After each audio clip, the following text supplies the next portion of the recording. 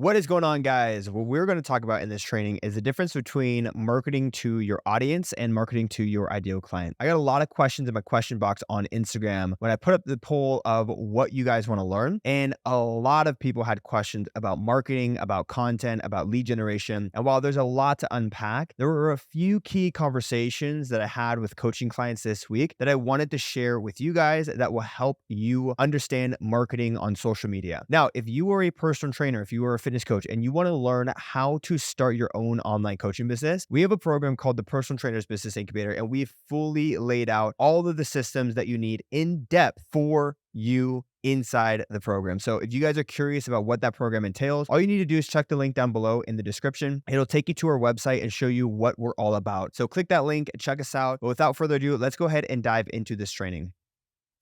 So audience versus ideal client. Now, I came up with this training because I was having a conversation with one of our students about what he should be doing for his content. And I see so many people get caught up in forcing content for their ideal client. It's all tips and tricks, all hacks, all very, very specific niche stuff. And while that stuff is good, it can actually dilute your offer and push people away, because you want to think about marketing to your ideal client as a commercial break for a TV show. If you turn on the TV and all you get is commercials, let's say 80% of a 30-minute time slot is commercials and 20% is the actual show, you're probably going to stop watching TV because you're not seeing what you want to see. Now, you want to think about your audience as a more broader version of your ideal client. The content you're creating for social media should actually be targeted towards a broader audience, and then your content for your ideal client is going to serve as a commercial break. And I'll explain what I mean in just a second. So let's go ahead and dive in. There is a difference between your audience and your ideal client. Your audience is going to be people who subscribe for your content purely for your content. These are people that might never, ever sign up for your program. Your ideal client is going to be members within the audience that are perfect fits for your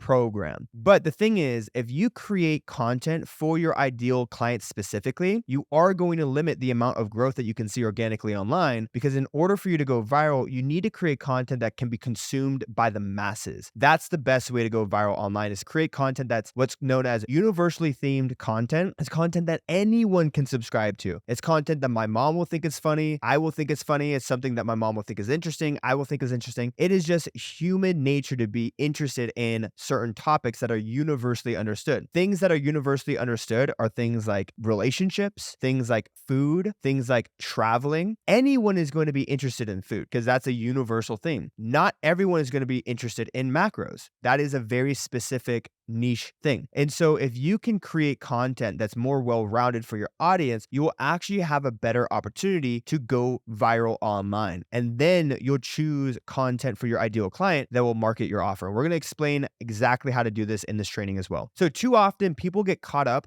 in their ideal client when their audience is a lot broader. Your ideal client might be a 25-year-old male who just got out of college. He's working his 9 to 5, just getting started with his career. He's probably blown out his body from all the years of partying and frat. And now he's ready to get his life in order, get in check, change his life through fitness. If you speak to that person specifically only in your content, you're going to be very limited and narrowed in on that specific type of audience. But if you broaden up your content to more a well-rounded approach, let's say men who are looking to develop themselves personally, that's financially, fitness, and relationships, and you're talking about topics that interest men in general, you'll be able to build an audience of men that are interested in the broader topics that you're creating, and then you can market your offer to the specific ideal client in that audience. But your content on the top of funnel should be more broad to capture a larger audience. So whatever your ideal client is, you're just going to want to broaden that for your content to reach more masses of people. The content for your audience should encompass all aspects of your lives and interests. Well, maybe not all. You don't need to be posting everything online, but it should encompass a lot more than what you're currently posting. I see a lot of our students that are only posting themselves in the gym. They're not showing their life. They're not showing their personality or anything about themselves outside of the gym. And honestly, it's almost as if you're watching like an NPC. You know nothing about these people. And I see this all the time with my students. Sometimes a student will be in my program for 2 months and I'll tell them, and said, dude, your content's great, but I don't know you. I know nothing about you. Now, obviously I know him on a personal level, but if I was looking through his content from a audience perspective, I would have no idea of anything about this person, any interests, any stories, any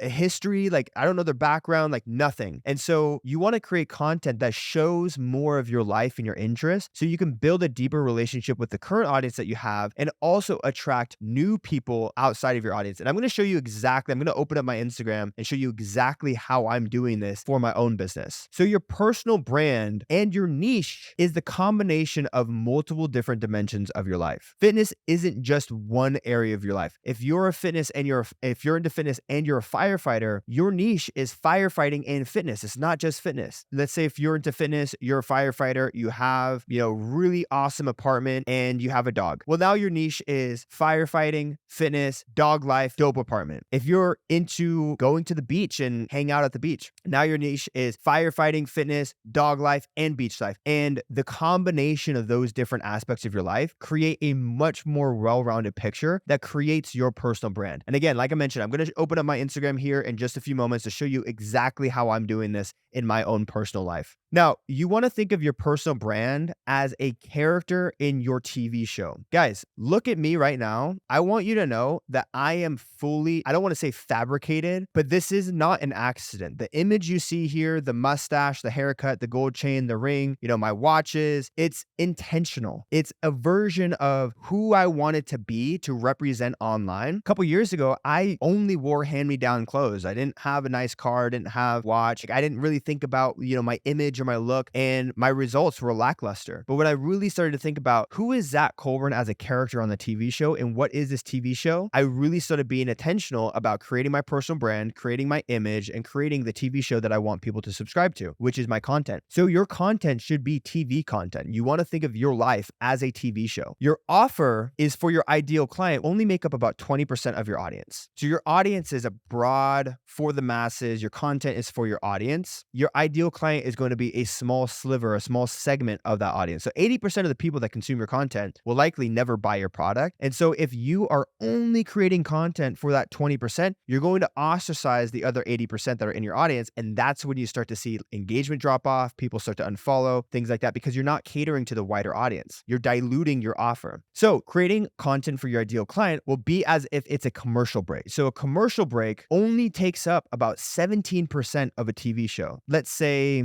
let me do the math here. So let's say out of a 30-minute TV show, you're only going to have a 5-minute commercial break. That's what you want to think about your CTAs and content for your ideal offer. Out of all the content that you create for your broad audience, only a small sliver is going to be for your ideal client. And that's when you start to get the conversions. But you need to create the content for the wider audience in order for you to capture a wider audience attention and get more people, and that 20% will then grow. Let's say if you have an audience of 100 people and 80% of those people is there to consume your content, but 20 of those people are their ideal clients. Now, if you grow from 100 to 1,000 because your content is reaching a wider audience, then 800 people of those people are going to be audience members that will never buy, but your ideal client will grow from 20 people to 200 people. And if you go from 1,000 to 10,000, now 8,000 of those members are just there to consume your content and 2,000 people are ideal clients. So when you create content for the wider audience, you're able to capture more people and your ideal client base will begin to grow. So 100% of your content should be niche focused. Niche focused, we're going to talk about that in just a second of what that means. 80% of your content should be focused around the masses, the broader audience. This is going to be posting about your life, sharing stories, creating content that's a little bit more generalized, still focused on fitness, but it's not all call to actions, not all hard marketing for your offer, coaching programs, things like that. And 20% should be ideal client focused. So how do you find your niche? How do you create your niche? Something I heard really great was Alex Hormozi referencing Gary Vaynerchuk. So here I am, Zakk Colburn, referencing Alex Hormozi, referencing Gary Vaynerchuk. And he said, you don't need to find a niche. You are the niche. You are the niche. The example that they gave was that Joe Rogan didn't just sit down, start his podcast and think, okay, what's my niche going to be? I'm going to talk about aliens. I'm going to talk about comedy. I'm going to talk about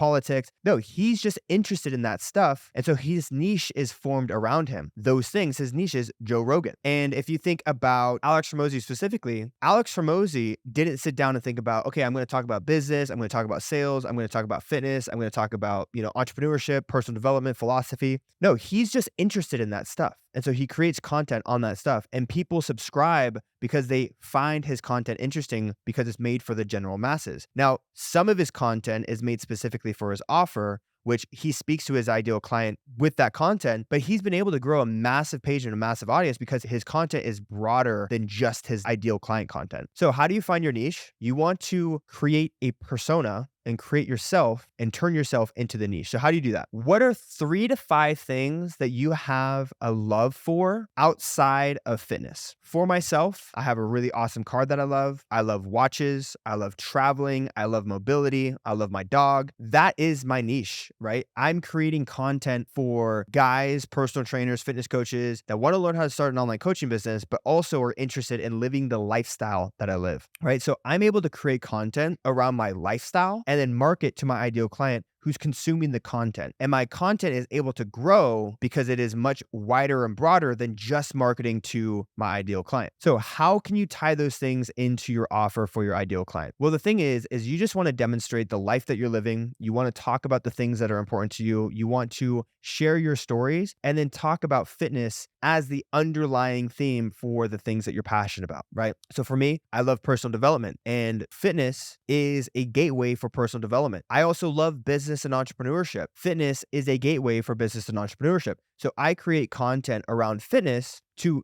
attract fitness coaches, and then I'm able to subliminally message my offer of starting an online coaching business. As a fitness coach, you might be, let's just say you're a female fitness coach looking to help girls reverse diet and repair their relationship with food. And so you might create content about fashion. You might create content around traveling. You might create content about family. You might create content around makeup, beauty, but fitness is the underlying theme on, hey, if you want to take care of yourself, if you want to live your dream life, if you want to live the absolute, feel the most beautiful, be able to travel confidently, be able to take care of your family and have really good mental health, you need to take care of your fitness. And so you can talk about much wider things and then having fitness as the underlying theme here. I'll give you another example. We have a student who is ex-military, ex-Marine, got out of the military, and now he's a personal trainer. And he was talking about how fitness helped him transition back into civilian life. And I told him, said, your content should be around military content, maybe military workouts, because you're going to be able to capture a lot more military-based audience. Your content should be centered around his family because he had really great posts about his family. That will attract dads. It will attract moms. It will attract people who are interested in raising a family. And also your content should be about fitness and how fitness allows you to do all these other areas in life. That's his niche. It's not just fitness coaching. It's everything. Creating content for your audience opens up the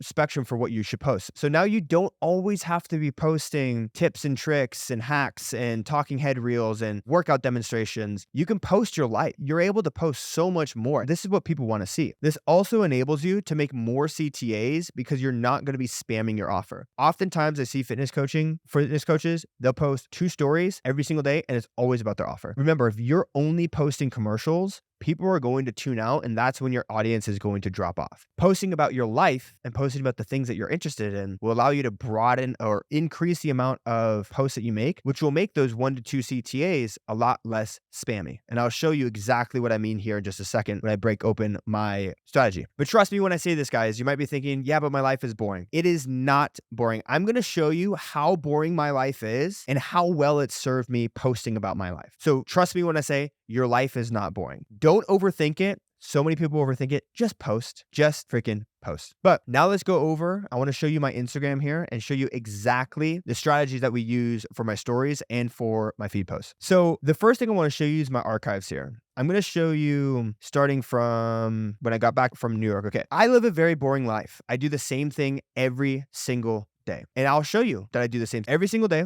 I post putting my coffee in the fridge. I post myself waking up at 4 a.m. I post maybe a video of my car in the morning. I post a video of me in the gym, 1 photo of me in the gym. I post a photo of me in my office, and I post a photo of me doing mobility. I post that every single day. I'll show you again. Here's a video of me doing my coffee, a video of me doing mobility in the morning, right? 3, a video of me in front of the gym, photo of me in the gym, even a video of me in the gym, and then I'll post CTAs, and then I'll post my morning mobility. And again, coffee in the morning, car in the morning, a video photo of me in the gym, and a photo of me in the office. Now, I went to New York City, so this isn't a good example, but I'll come back over here. I'll just scroll a couple days down. So we are now in, okay, we'll go down to November 1st. Coffee in the morning, mobility, workout, CTA, photo of me getting my steps in, CTA, coffee in the morning, November 3rd, mobility, photo of me in the gym, photo of the car, maybe a house photo, photo of me doing mobility, coffee in the morning, mobility, gym, post my dog because I love my dog, video of me getting my steps in, waking up at 4 a.m., mobility in the morning, 2 gym videos, video of me in my office, coffee in the morning, mobility, workout in the gym, me in my office, CTAs, and then I went to New York.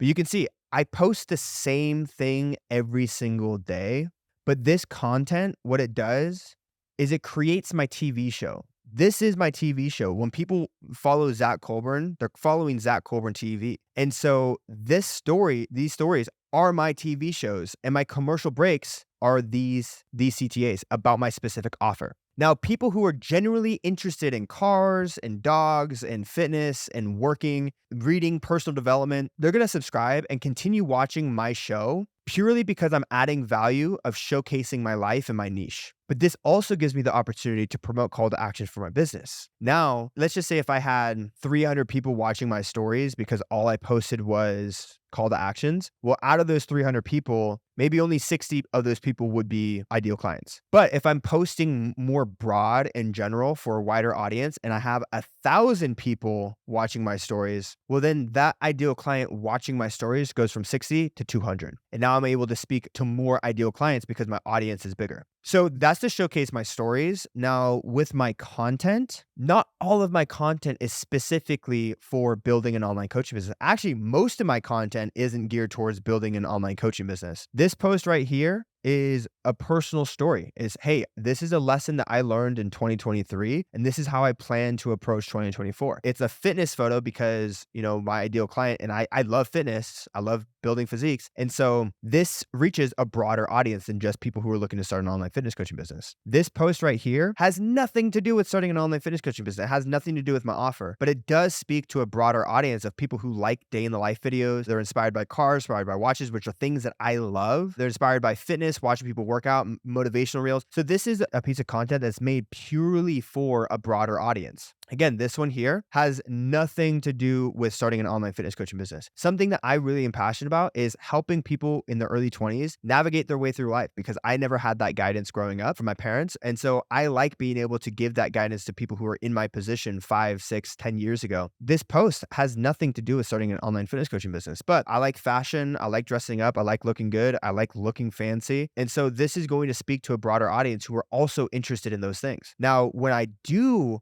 have a post here, I'm able to hit it hard and really speak to a broader range of people, right? Here's a hard CTA that I'm able to post, but if all I was posting was this, then I'd be ostracizing 80% of my audience. Here's another example. Fit couples typically go viral on Instagram. And so I was on the road. I didn't really have much content to post. I said, Megan, come here and take a little flexing video with me during our workout. And I just threw that up because I knew that this would serve a wider range of people than just a very specific ideal client post. So I'm going to wrap this up here, guys. What you should be thinking about in your content is, how do I reach a wider audience by creating more generalized content, talking about the things that you are passionate about and working that into your content strategy for your offer. If you guys enjoyed this video, please leave a like. Please subscribe. We'll catch you guys in the next one.